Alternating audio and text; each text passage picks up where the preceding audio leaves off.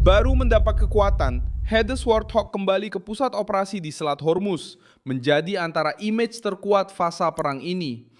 Apa yang berlaku ialah pengesahan secara terbuka yang dibuat di Pentagon oleh General Duncan bahawa Hades sedang beroperasi di sayap selatan Operasi Epic Fury untuk menyerang kapal-kapal laju pengawal revolusi Iran. Beberapa hari sebelum itu, CENTCOM sudah pun mengeluarkan imej rasmi pesawat sedang diisi minyak di udara semasa operasi. Ini adalah petanda jelas bahawa pesawat itu bukan muncul secara kebetulan mahupun dalam misi simbolik pada waktu pengunduran model ini masih lagi dibincangkan di Washington. Kepulangan itu berlaku di kawasan sensitif antara Iran dan Oman, di mana sebahagian besar tenaga dunia melalui sini. EIA, Agensi Tenaga AS, melaporkan pada 2024, 20 juta tong minyak sehari melalui Selat Hormuz, sekitar 20% penggunaan global petroleum. Siapa di tengah-tengah semua ini? Amerika Syarikat menempatkan semula Hades dalam peranan ofensif, manakala pengawal revolusi Iran menggunakan bot laju dan kapal pantas untuk menakut-nakutkan di laut. Liputan Ketenteraan Amerika Syarikat menekankan bahawa sasaran Warthog adalah bot-bot ringan dan lincah ini yang telah digunakan selama bertahun-tahun oleh Iran untuk menekan kapal-kapal dan mengancam pelayaran di kawasan tersebut. Ini bukan perkara kecil. Inilah jenis sasaran yang menerangkan mengapa A-10 muncul semula sekarang, bagaimana pesawat ini kembali relevan pada tahun 2026. A-10 masih bernilai dalam situasi sempit, kelam kabut dan tegang seperti di Hormuz. Menurut maklumat rasmi Tentera Udara Amerika Syarikat, ia mempunyai keupayaan manuver yang sangat baik pada kelajuan rendah dan altitude rendah. Ia mampu berada dalam jangka masa yang lama berhampiran kawasan pertempuran dan masih menjadi platform serangan yang tepat.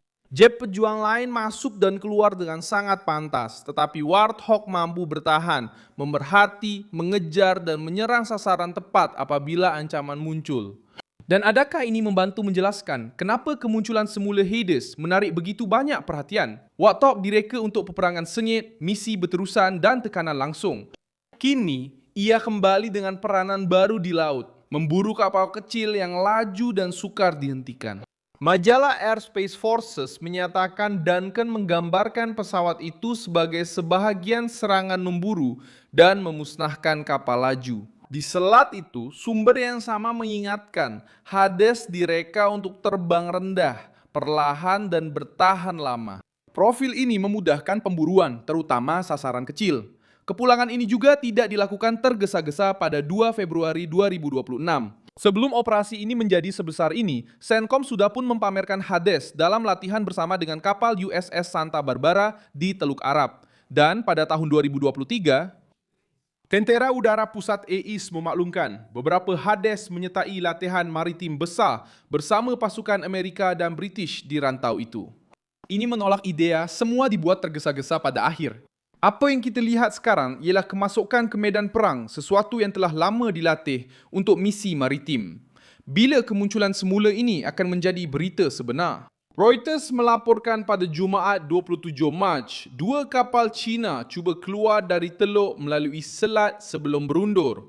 Walaupun selepas jaminan dari Iran untuk laluan selamat kepada kapal-kapal yang dianggap tidak bermusuh. Penilaian penganalisis adalah jelas, laluan selamat tidak dapat dijamin. Ini bantu faham kenapa Hades kembali. Bukan sekedar melengkapkan suasana, tetapi bertindak di kawasan yang intimidasi maritimnya masih berterusan dan menjejaskan perdagangan, tenaga serta keselamatan antarabangsa. Kenapa ini penting? Kemunculan semula Hades Warthog mengubah tafsiran peperangan. Amerika Syarikat menggunakan pesawat reka bentuk lama untuk mengatasi ancaman seperti kawanan bot laju, tekanan ke atas kapal awam dan percubaan mengubah Hormuz. Mesejnya jelas, Hades menawarkan apa yang diperlukan di lapangan, kehadiran berpanjangan, penerbangan rendah, serangan tepat dan tekanan berterusan ke atas salah satu senjata paling ketara dalam taktik menakut-nakutkan Iran di laut.